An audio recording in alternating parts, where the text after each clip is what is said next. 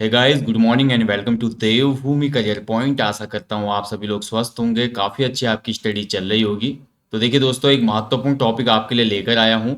आज हम देखने वाले हैं दोस्तों रीजनिंग का एक इम्पोर्टेंट टॉपिक, जिसमें वेन डायग्राम को हम अच्छे से डिस्कस करेंगे। यानी कि वेन डायग्राम से एग्जाम में जो भी क्वेश्चन आपके बनते हैं तो उनको आप अच्छे से आज समझ पाएंगे। देखिए, वेन डायग्राम या वेन आरेख से दो तीन प्रकार से क्वेश्चन बनते हैं। पहला प्रकार तो इसमें डायरेक्टली क्वेश्चन ये बनता है कि आपका रिलेशन दर्शाना होता है। जैसे कि आपका क्वेश्चन बन जाएगा, दिए गए विकल्पों से वेन आरेख का चयन कीजिए। उसमें एक देश का नाम दे देगा, एक शहर का नाम दे देगा, या कुछ और दे देगा, या आलू दे देगा, बैगन दे देगा, उसके साथ साथ भोजन दे देगा। तो इस तरीके से क्वेश्चन बनता है। पहला क्वेश्चन रिलेशन के आधार पर बनता है। दूसरा, वेन डायग्राम से या वेन आरेख से जो क्वेश्चन बनता है वो बनता है विश्लेषणात्मक वेन आरेख। ठीक है, यानी कि एनालिटिकल जो हमारा वेन डायग्राम होता है वो बनता है, जिसमें क्वेश्चन अमूमन इस प्रकार से बनते हैं कि 150 विद्यार्थियों की एक कक्षा है, जिसमें से 100 विद्यार्थी फुटबॉल खेलते हैं और 90 क्रिकेट खेलते हैं, 70 दोनों में से कुछ नहीं खेलते, 30 दोनों ही खेलते हैं। तो इस प्रकार से भी आपको एक डायग्राम दिया होता है, और उस डायग्राम के अंतर्गत आपको फाइनली ये पूछा जाता है कि केवल क्रिकेट खेलने वाले कितने हैं या केवल हॉकी खेलने वाले कितने हैं। तो इस तरीके के क्वेश्चनों में आपको कंफ्यूजन ना हो। फिर उसके बाद इसी पे आधारित वेन डायग्राम पर ही आधारित दोस्तों एक अगला चैप्टर आता है, जिसको हम न्याय निगमन के नाम से जानते हैं। जिसमें आपके क्वेश्चन इस प्रकार से बनते हैं कि देखिए, सभी शेर गाय हैं, कोई भी गाय चीता नहीं है, सभी चीते कुत्ते हैं। तो ऐसे क्वेश्चन बनता है, और आपको नीचे स्टेटमेंट दी गई होती है कि कौन कौन सा कथन अनुसरण करता है। आप ये सभी चीजें क्लियर तब कर पाएंगे जब वेन डायग्राम का जो आपका जो आरेख बनता है उसमें आप महारत हासिल कर लें। और ये बहुत आसान होता है, काफ़ी लोग इसको समझ नहीं पाते तो उनको डिफिकल्ट लगता है, बट नहीं, ये टॉपिक बहुत इजी टॉपिक होता है, बस आपको थोड़ा ध्यान से करना पड़ता है। तो सबसे पहले इसमें जो कंडीशन है, देखिए सबसे पहली कंडीशन मैं आपको बताना चाहूँगा। इसमें देखिए, जो संबंध होते हैं ना, इसको ध्यानपूर्वक आपको अवलोकन करना होता है संबंधों का। सबसे पहला जो पॉइंट है देखिए इसमें, जब एक वर्ग दूसरे वर्ग में पूर्ण रूपेण समाहित हो लेकिन मिला जुला न हो, तो वहां पर इस तरीके का वेन डायग्राम बनेगा। यानी कि जब कोई एक वर्ग दूसरे में पूर्ण रूप से समाहित हो लेकिन मिला जुला ना हो, यानी कि पूरा 100% ना हो, कुछ ना कुछ उसका रह जाने की उम्मीद बची हो, तो वहां पर आपका ऐसा डायग्राम बनेगा। एग्जाम्पल के लिए देखिए, देखिए यहाँ पे सबसे पहले जो अंदर वाला बनाया है, ये सभी क्या है, माताएं हैं। ठीक है, ये सभी क्या है, माताएं हैं। और बाहर जो डायग्राम बना हुआ है ये बना है आपका महिलाएं। ठीक है, महिलाओं के अंदर ही तो माताएं आएंगी ना। जो माता होगी वो पक्का महिला जरूर होगी। कोई भी माता पुरुष तो नहीं हो सकती ना। तो माता जो है दोस्तों, माताओं को इसीलिए अंदर रखा गया है क्योंकि महिलाओं के अंदर ही समाहित है माताएं। लेकिन जरूरी नहीं है कि सभी महिलाएं माताएं हों। हो सकता है कुछ महिलाएं कुंवारी भी तो हो सकता है कुछ महिलाओं ने शादी ना की हो। लेकिन जितनी भी माताएं हैं वो पक्का महिलाएं होंगी, इसलिए जो माताएं हैं वो महिलाओं के अंदर आ गया। यानी कि ये पहला डायग्राम है। जैसे मैं यहीं पर एग्जाम्पल के तौर पे दूसरा आपको समझाऊं। ठीक है, देखिए एक हमने बना लिया पिता और दूसरा बना लिया पुरुष। ठीक है, तो पिता अंदर आ जाएगा, पुरुष बाहर आ जाएगा। तो पुरुष बाहर आ जाएगा, क्यों? क्योंकि देखिए जो पिता बनेगा भाई वो पक्का पुरुष होगा। ठीक है, पिता केवल पुरुष बन सकता है। तो पुरुष जो होगा आपका, पुरुष एक पूरी कम्युनिटी हो गई, और इसके अंदर पिता को हम रखेंगे, क्योंकि हो सकता है कि जितने भी पुरुष हैं सभी पिता तो नहीं होंगे ना, हो सकता है कुछ रह जाए। तो पिता जो है पुरुष के अंदर आएगा। तो पहला डायग्राम आपको ऐसे बनाना है या ऐसे समझना है कि जब एक वर्ग दूसरे में पूर्ण समाहित हो लेकिन मिला जुला ना हो, वहां पर इस प्रकार का डायग्राम बनेगा। ठीक है, ये हमेशा याद रखिएगा। इसके बाद जो अगला पॉइंट है, देखिए अगला पॉइंट भी इंपॉर्टेंट है। देखिए, जब कोई भी वर्ग एक दूसरे में पूरी तरह समाहित ना हो लेकिन दोनों में कुछ समान सदस्य हो।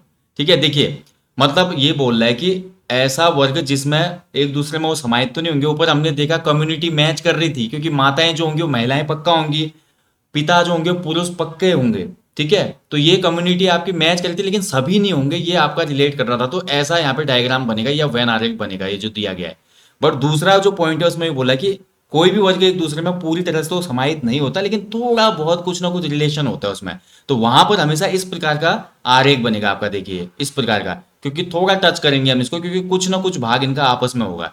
जैसे एग्जाम्पल के लिए इसने दिया, देखिए काले रंग वाले अमीर आदमी, यानी कि जो काले या सांवले लोग हैं उनमें से कुछ लोग अमीर जरूर होंगे, लेकिन सभी जो काले लोग हैं वो अमीर तो नहीं होते ना।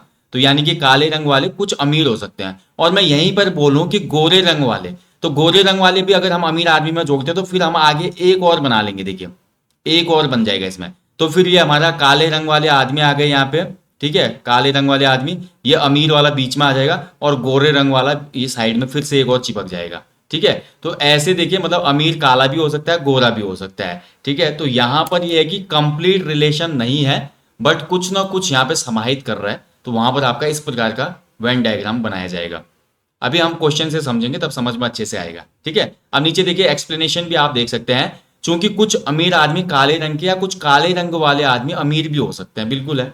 अब तीसरा जो बनता है भाई, तीसरा जब बनता है ये वाला आरेख, तीसरा आरेख का मतलब यह है कि जहां पर कोई भी संबंध नहीं होता, एक वर्ग दूसरे से बिल्कुल भिन्न होगा। जैसे तोता, तोता क्या है भाई, एक पक्षी है, तोता पक्षी वर्ग में आता है। शेर जो है, शेर एक जानवर है, एनिमल है, ठीक है। तो ये अलग कम्युनिटी हो गई, तो तोता अलग चीज है, शेर अलग चीज है। ऐसे में अगर आपका बोलूं दोस्तों, देखिए सब्जी का कोई नाम लिख देते हैं, यहाँ पे आलू मैंने लिख लिया, आलू अलग चीज है, और यहाँ पर मैंने आपका लिख लिया कि अंडा, ठीक है। ये दोनों ही क्या हो जाएगी, अलग कम्युनिटी हो जाएगी, बिल्कुल भिन्न है ना ये दूसरे से। ये तो सब्जी है, शाकाहारी है, ये आपका यहाँ पे क्या हो जाएगा, नॉनवेज में आ जाता है। तो इस तरीके से आपको ध्यान रखना है, जहां पर एक वर्ग दूसरे से बिल्कुल भिन्न होगा वहां पर वेन डायग्राम बिल्कुल अलग अलग बनेंगे, क्योंकि तोता और शेर में कोई भी रिलेशन है ही नहीं, ठीक है। और जहां पर थोड़ा बहुत रिलेशन होगा तो वहां पर दो ये आपस में कनेक्टेड वाले बनते हैं, और जहां पर पूर्ण रिलेशन होगा लेकिन थोड़ी संभावना नहीं होगी, कम्युनिटी का एक मैच हो रहा होगा। जैसे कि मैं एग्जाम्पल के लिए ऊपर वाले पे फिर से चलता हूं, जो माताएं वाला एग्जाम्पल था, इसमें थोड़ा बहुत कंफ्यूजन सभी को रहता है, ठीक है। तो इसके लिए और एक एग्जाम्पल हम पकड़ेंगे तो तब आपको अच्छे से समझ में आएगा, ठीक है। जैसे एग्जाम्पल के तौर पे मैं बोलूं कि तीन मैंने आपको पॉइंट दे दिए, देखिए तीन पॉइंट मैंने आपको दे दिया, और उसका मैंने बोला कि आपको डायग्राम बनाना है, ठीक है। तीन पॉइंट क्या क्या दे दिया, नाम दे दिया मैंने तीन। पहला मैंने आपको बोल दिया जिला, ठीक है। दूसरा मैंने आपको बोल दिया राज्य, और तीसरा बोल दिया देश, ठीक है। अब देखिए इसका जो, अब देखिए जो देश होगा ना, कोई भी देश होगा भाई तो उसमें राज्य होंगे, और कोई भी राज्य होगा उसमें जिला होगा। यानी कि ये तीनों ही वर्ड या तीनों ही वर्ग एक दूसरे में पूर्ण रूप से समाहित तो हैं, लेकिन मिले जुले नहीं होंगे, ठीक है। समाहित तो हैं तीनों ही, क्योंकि देश में राज्य होते हैं और राज्य में जिले होते हैं। तो देखिए जो इसका जो फिगर बनेगा, सबसे पहले अंदर क्या आएगा, सबसे पहले अंदर आ जाएगा इसमें जिला, यानी कि डिस्ट्रिक्ट, ठीक है। इसके बाद डिस्ट्रिक्ट किसके अंदर आएगा, डिस्ट्रिक्ट आ जाएगा आपका स्टेट्स के अंदर, यानी कि राज्य, तो ये आ जाएगा स्टेट। फिर उसके बाद बाहर वाला आ जाएगा, बाहर क्या आ जाएगी, कंट्री, ठीक है। तो ये इसका डायग्राम बन जाएगा सी कंट्री। तो इस प्रकार से क्वेश्चन को बनाना है, क्योंकि इसमें देखिए पूर्ण रूप से समाहित है। और वहीं पे अगर दूसरे एग्जाम्पल के हम चलते हैं, तो दूसरे एग्जाम्पल में मैं बोलूं कि कुछ पतले लोग हैं, ठीक है, पतले लोग हैं और खिलाड़ी, पतले लोग और खिलाड़ी मैंने यहाँ पे बोल दिया। तो देखिए कुछ पतले लोग खिलाड़ी हो सकते हैं, ठीक है। तो ये वाला डायग्राम बन जाएगा, ये पतले लोग हो गए, ये खिलाड़ी हो गया। तो कुछ पतले लोग खिलाड़ी हो सकते हैं, ठीक है। यानी कि वर्ग एक दूसरे में पूरी तरह समाहित तो नहीं है, लेकिन कुछ समान सदस्य हो सकते हैं, तो वहां पर इस प्रकार का फिगर बनता है। और तीसरा वाला मैं बता ही चुका, जहां पे बिल्कुल एक वर्ग दूसरे से अलग हो जाता है, तो वहां पर अलग अलग वेन डायग्राम बनाया जाता है। अब देखिए क्वेश्चनों से समझ में आएगा। चलिए पहला क्वेश्चन देखते हैं। फर्स्ट क्वेश्चन है देखिए आपके सामने, उस वैन आरेख का चयन कीजिए जो नीचे दिए गए वर्गों के समूह के बीच संबंध को सर्वोत्तम ढंग से निरूपित करता है। पहला एग्जाम्पल है, तब समझ में आएगा। देखिए तो बताना है आपने, लंदन दिया गया है, पेरिस दिया गया है, फ्रांस दिया गया है। बताइए इनमें से लंदन, पेरिस, फ्रांस के लिए कौन सा वेन डायग्राम बिल्कुल उचित होगा, कौन सा वेन डायग्राम इसको मेंशन करेगा। तो अब जब हम एग्जाम्पल करेंगे ना, कभी भी होता है रीजनिंग या मैथ के टॉपिक है दोस्तों, तो समझाने से ज्यादा जब हम एग्जाम्पल करते हैं और उस पर इंप्लीमेंट करते हैं जो भी नियम कानून होते हैं, तो तब आपको समझ में जल्दी चीजें आती हैं। तो अगर हम बात करें देखिए लंदन, पेरिस, फ्रांस, तो बहुत ध्यान से आपने समझना है दोस्तों। सबसे पहले देखिए इसका जो वेन डायग्राम बनेगा वो मैं आपको समझाना चाहूंगा। देखिए सबसे पहले वो बोल रहा है लंदन, लंदन तो हमारा भाई ये हो जाएगा, बिल्कुल लंदन अलग हो जाएगा, ठीक है। लंदन क्योंकि आपको पता है, हालांकि ये सभी यूरोपियन कंट्री हैं, लेकिन यूरोप को तो उसने मेंशन किया ही नहीं है वर्ड में, तो लंदन जो हो जाएगा आपका अलग हो जाएगा, क्योंकि ये यूनाइटेड किंगडम की कैपिटल है। पेरिस जो है भाई, पेरिस जो है आपका, ये पेरिस हो गया, ठीक है। पेरिस जो है हमारी किसकी कैपिटल है, फ्रांस की कैपिटल है, तो पेरिस आ जाएगा भाई फ्रांस के अंदर, तो ये बाहर आ जाएगा फ्रांस, ठीक है। फ्रांस की राजधानी है ना पेरिस। तो ये हो गया आपका वेन डायग्राम इस वाले क्वेश्चन का, यानी कि लंदन अलग हो जाएगा और पेरिस और फ्रांस में आपका क्या है, संबंध है, या बोल सकते हैं कि समाहित है। पेरिस जो है फ्रांस के अंदर ही समाहित है, तो ये आपका डायग्राम बन जाएगा, इनके ऑप्शन सी इसका राइट आंसर हो जाएगा, ठीक है। तो ऑप्शन सी बिल्कुल सही उत्तर है इसमें। तो इस प्रकार से देखिए इसको आपने समझना है। ये तो अभी आपका बेसिक चल रहा है, वैन आरेख का ये बेसिक टॉपिक है। इसके बाद जो आगे के टॉपिक आएंगे वो थोड़ा डिफिकल्ट होता है, जैसे कि मैं बता चुका हूँ विश्लेषणात्मक जो वैन आरेख आते हैं और साथ ही जो न्याय निगमन वाले क्वेश्चन आते हैं, ठीक है, कथन वाले, तो उसको आप तब समझ पाएंगे जब यहाँ पे बिल्कुल बारीकी से समझेंगे। देखिए जब एक चीज और मैं सिंपली एग्जांपल से समझा देता हूँ आपको। देखिए जो अंदर बनता है ना, अंदर से बाहर की तरफ जब जाएगा तो वो सभी होंगे, ठीक है, अंदर से बाहर की तरफ जब जाएगा तो सभी होंगे। और बाहर से जब अंदर की तरफ आएंगे, मतलब अगर बाहर मैं मेंशन करता हूं, देखिए मान लीजिए कि अभी मैं एग्जांपल दूंगा, बाहर से जब अंदर की तरफ मेंशन होता है तो ये कुछ हो जाता है, ठीक है। क्यों है ऐसा? क्योंकि जो अंदर वाला है भाई वो बाहर के अंदर समाहित है, इसलिए अंदर वाले तो सभी होंगे, लेकिन बाहर वाले के लिए अगर अंदर के लिए पूछा जाएगा तो वो कुछ हो जाएंगे, ठीक है। अभी एग्जाम्पल के तौर पे लास्ट में समझाऊंगा तब समझ में आएगा। तो पहले वाले का जो आंसर हो जाएगा ऑप्शन सी इसका राइट आंसर है, ठीक है, समझ में आया होगा आपको। चलिए आगे बढ़ते हैं अगले क्वेश्चन की तरफ। अगला क्वेश्चन है, बताइए उस वेन आरेख का चयन कीजिए जो दिए गए वर्गों को बेहतर ढंग से दर्शाता है। तो फिर से आपको एक वेन आरेख बनाना है और आपको दिया गया है सामाजिक विज्ञान, मनोविज्ञान और समाजशास्त्र। यहाँ पे 3 सब्जेक्ट के नाम दिए गए हैं। अब आपको ये बताना है कि इस इन तीनों के लिए जो सबसे उपयुक्त वेन डायग्राम होगा वो कौन सा होगा। बताइए, बहुत अच्छा क्वेश्चन है, ठीक है। तो अगर हम इसको ध्यान से देखते हैं दोस्तों, तो सबसे पहले देखिए हमारा क्या आएगा इसमें। देखिए अलग टर्म को भी पहचानना है आपने। सामाजिक विज्ञान, देखिए सोशल जो साइंस है ये कॉम्बिनेशन है, इसके अंदर साइकोलॉजी भी आती है, सोशियोलॉजी भी आती है, ठीक है, और भी हम सब्जेक्ट इसमें रिलेट करते हैं। तो सामाजिक विज्ञान को सबसे पहले हम बाहर रखेंगे, मेरे हिसाब से सामाजिक विज्ञान आएगा इसका बाहर, ठीक है। ये तो हो गया आपका सामाजिक विज्ञान। सामाजिक विज्ञान के अंतर्गत ही मनोविज्ञान और समाजशास्त्र आते हैं। लेकिन ध्यान रखने वाली बात है दोस्तों, साइकोलॉजी अलग सब्जेक्ट होता है और सोशियोलॉजी अलग सब्जेक्ट होता है। तो इसका जो डायग्राम है कुछ लोग सोचेंगे कि ऐसे बनेगा, सबसे पहले सामाजिक विज्ञान बनेगा बाहर, फिर उसके बाद आपका मनोविज्ञान, फिर समाजशास्त्र। ये बिल्कुल गलत हो जाएगा क्योंकि ये समाहित नहीं हो रहे। सामाजिक विज्ञान के ही 2 पहलू हैं, मनोविज्ञान और समाजशास्त्र, लेकिन दोनों ही बिल्कुल अलग अलग विषय हैं। तो ऐसा यहाँ पे डायग्राम बनेगा, एक बन जाएगी आपकी साइकोलॉजी और दूसरा आपका बन जाएगा सोशियोलॉजी। तो ये 2 डायग्राम आपके सामाजिक विज्ञान के अंतर्गत अलग अलग बनेंगे, यानी कि ऑप्शन ए इसका राइट आंसर हो जाएगा, ठीक है। तो ये वाला वेन आरेख इसमें बनने वाला है। तो आपको जो शब्द दिए होंगे ना एग्जाम में, आपको इन्हीं शब्दों को ध्यानपूर्वक देखते हुए रिलेशन बनाना है और उसी के आधार पर वेन डायग्राम बनेगा आपका, ठीक है। चलिए अब आगे देखेंगे अगला क्वेश्चन। अगला क्वेश्चन बोलता है भाई, देखिए दिए गए विकल्पों में से उस वेन आरेख का चयन कीजिए जो निम्न श्रेणियों के बीच संबंध को दर्शाता है। श्रेणियों के बीच पूछ रहा है, वो ध्यान रखना। तो कौन सा वेन डायग्राम है भाई जो श्रेणियों के बीच संबंध को दर्शाता है, बताइए।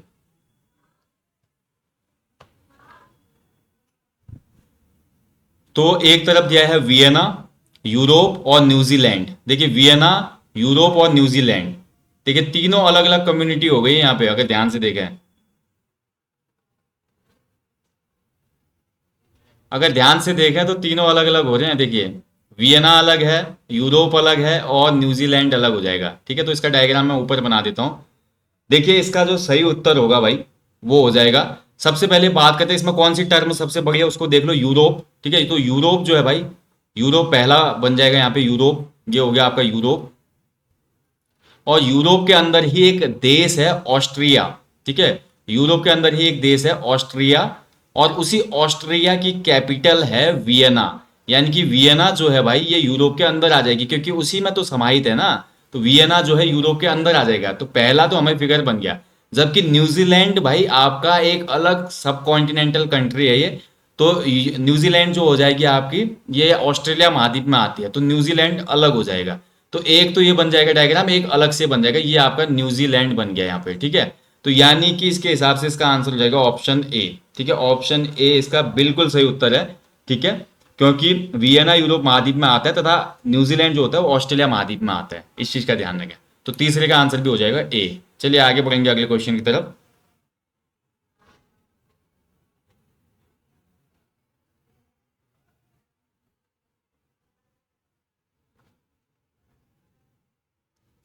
ठीक है, स्क्रॉल करते हैं, 1 मिनट, थोड़ा ये स्क्रॉल में प्रॉब्लम आ रहा है आजकल, पता नहीं क्या प्रॉब्लम। चलिए, तो मैं एग्जाम्पल में बता ही चुका हूँ। निम्न में से कौन सा आरेख जिला, राज्य और देश के संबंध को दर्शाएगा? तो देखिए, जिला, राज्य, देश का संबंध मैं आपको सीधे पहले ही बता चुका हूँ एग्जाम्पल के तौर पे। देखिए, जो देश होता है उसी के अंदर राज्य होता है और उसी राज्य के अंदर जिले होते हैं। ठीक है, तो ये वाला इसमें बन जाएगा। ये हो गया हमारा देश, और दूसरे नंबर का जो बना ये बना राज्य, और अंदर जो बना है सबसे अंदर वो हो जाएगा जिला। ठीक है, तो ये हो जाएगा डायग्राम इसका। तो राइट आंसर हो जाएगा इसका ऑप्शन डी। ठीक है, ऑप्शन डी बिल्कुल सही उत्तर है इसमें। चलिए आगे बढ़ेंगे अगले क्वेश्चन की तरफ। अगला क्वेश्चन देखिए, ऐसा ही क्वेश्चन वीपीडीओ के एग्जाम में बना था आपका। निम्न में से कौन सा वेन डायग्राम गाजर, भोजन, सब्जी वर्गों के बीच सही संबंध दर्शाता है? तो कौन सा डायग्राम है भाई जो गाजर, भोजन और सब्जी वर्ग के बीच में सही सही संबंध दर्शाता है? ठीक है, तो अगर इस क्वेश्चन को हम ध्यान से देखते हैं तो गाजर, भोजन, सब्जी वर्ग, देखिए गाजर है या सब्जी वर्ग जो भी है भोजन के रूप में प्रयुक्त होता है। सबसे पहले आपको ये समझना है, गाजर सब्जी के अंतर्गत आता है और इनसे मिलकर ही भोजन बनता है, यानी कि सबसे बाहर तो आ जाएगा भाई भोजन।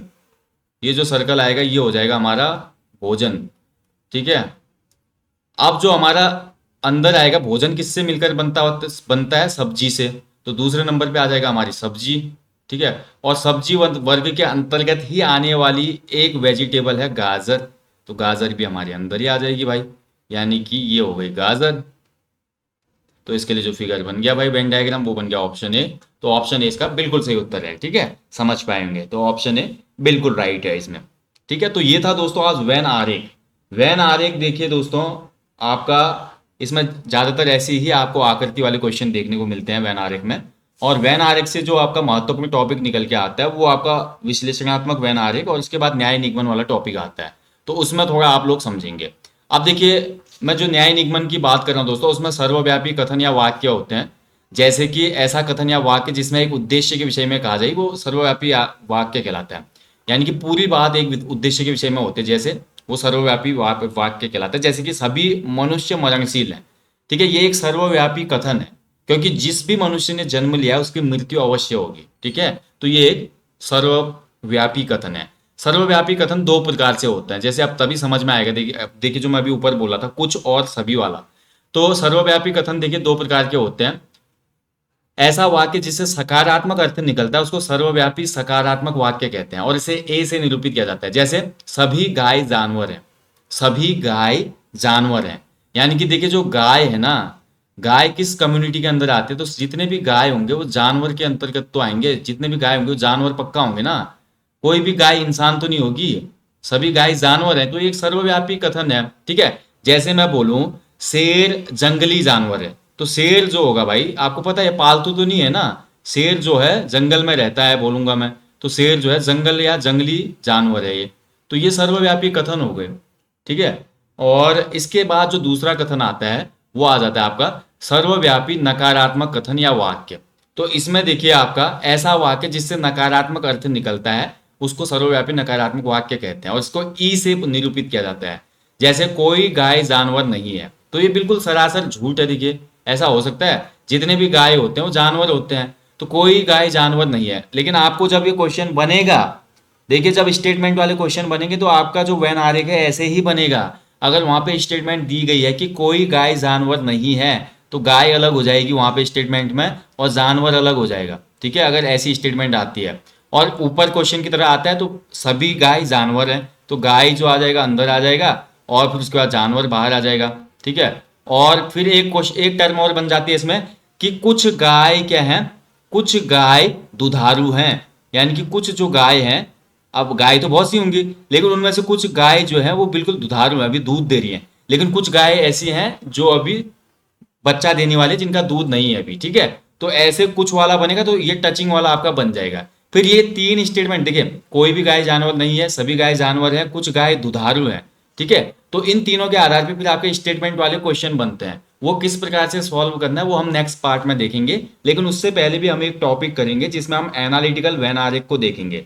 जो मैंने आपको बोला कि कुछ विद्यार्थियों वाले क्वेश्चन बनते कि इतने विद्यार्थी क्रिकेट खेलते हैं, हॉकी खेलते हैं, फुटबॉल खेलते हैं, या इतने विद्यार्थी गणित लेते हैं, इंग्लिश लेते हैं और सामाजिक विषय लेते हैं, इतने फेल हो गए, तो वो वाले क्वेश्चनों को हम नेक्स्ट टॉपिक में करेंगे। ठीक है, बाकी देखिए ये टॉपिक जो है दोस्तों बहुत आसानी से आपको समझ में आना चाहिए, ज़्यादा डिफिकल्ट है नहीं। मैंने पूरी कोशिश की है कि आपको अच्छे से समझा पाऊँ, ठीक है। और अगर फिर भी इसमें कुछ रह गया हो तो कमेंट बॉक्स में आप ज़रूर कमेंट करना, ताकि नेक्स्ट जो पार्ट आएगा उसमें मैं आपको और अच्छे से समझा सकूं। तो मैं कोशिश कर रहा हूं दोस्तों आपको सभी प्रकार की वीडियो दूं। देखिए आपका चैनल पे उत्तराखंड जीके टेस्ट सीरीज है, सामान्य अध्ययन टेस्ट सीरीज है, उसके अलावा हिंदी की टेस्ट सीरीजें हैं, पुराना काफ़ी कंटेंट है, रीजनिंग की क्लासेस नहीं है, करंट अफेयर आपको देने हैं, और टेस्ट सीरीज तो चल ही रही हैं। बाकी रही सही कसर जो है आपके एप्लीकेशन स्टोर पे पूरी हो जाती है, वहाँ पे आपको टेस्ट सीरीज दिए जा रहे हैं। ईओ और जो हमारी टैक्स इंस्पेक्टर है उसके लिए भी टेस्ट सीरीज आपकी लॉन्च कर दी गई है, आप लोग इनरोल कर लेना, ठीक है। तो देखिए एक स्टेटमेंट, अब एक मैं जो आप ऊपर आपको समझा रहा था, देखिए इसको बहुत ध्यान से समझना, ठीक है, इसको ध्यान से समझना। ये है देखिए शेर, ठीक है, और ये हो गया आपका,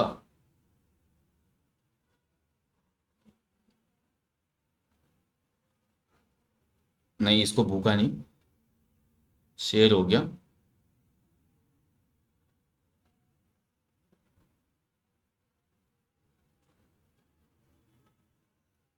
जंगल हो गया, ठीक है, जो कुछ और देखिए। अब जब ऐसा फिगर बना होगा ना हमेशा, जंगल क्योंकि बाहर है, तो देखिए जितने भी शेर हैं वो जंगल में रहते हैं, ठीक है, जितने भी शेर हैं अंदर को आ रहा है तो वो जंगल में रहते हैं, क्योंकि बाहर से जो बाहर का जो आरेख है उसने अंदर वाले को समेटा हुआ है अपने अंदर। तो अगर मैं ये स्टेटमेंट बोलूं कि जितने भी शेर हैं जंगल में रहते हैं, जंगल में शेर रहते हैं, तो ये स्टेटमेंट बिल्कुल सही हो जाएगी, ठीक है।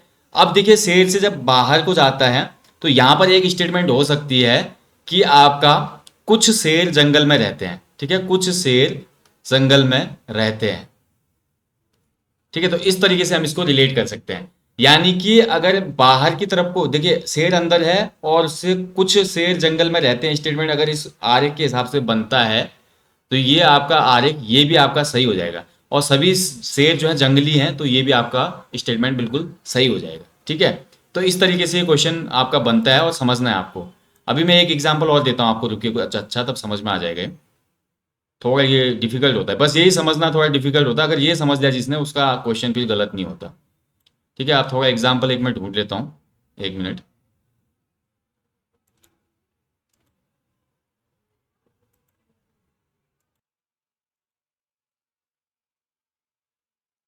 ठीक है, तो इसको एग्जाम्पल के तौर पे समझते हैं। देखिए अगर मैं एक ऐसा चित्र बनाऊं, देखिए आपके सामने,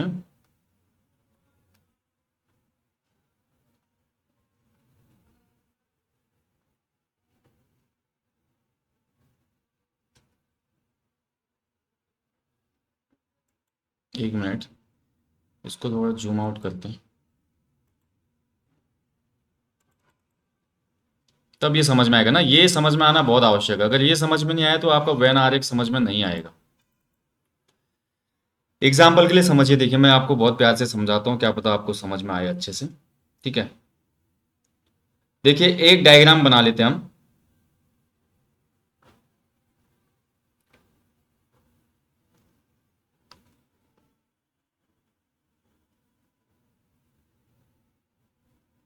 एक डायग्राम बना लेता हूँ मैं, ठीक है, ये हो गया।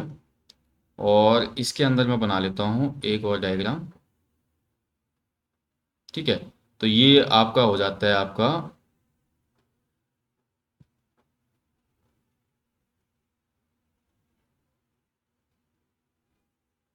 इसको ए बोलते हैं, चलिए इसको बी बोलते हैं, ठीक है। आप ध्यान से समझिएगा, देखिए आप देखिए इस वाले फिगर से, जो गाय और जानवर वाला फिगर था, इससे तीन चार स्टेटमेंट बनते हैं आपके, ठीक है। अंदर तो ए है और बाहर बी है, यानी कि बी के अंदर ए कवर है, तो इसमें दो तीन स्टेटमेंट बनेंगी। देखिए पहली स्टेटमेंट क्या बनेगी आपकी, कुछ कुछ जो बी हैं, कुछ बी ए नहीं है, कुछ बी ए नहीं है, पहली स्टेटमेंट ये बनेगी, बिल्कुल सही है ये।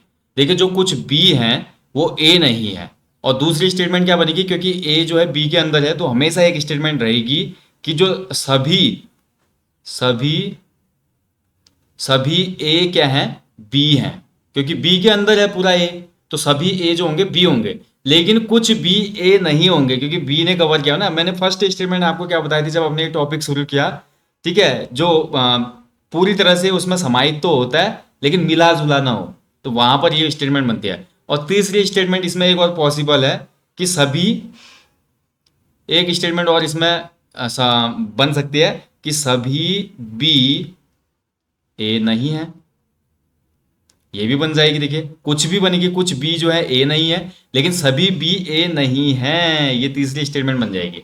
तो यानी कि आप समझ रहे हैं ना, जो अंदर वाला होगा, अंदर वाले देखिए जो होता है हमेशा बाहर वाले के लिए अंदर वाले का कुछ भाग रह जाता है।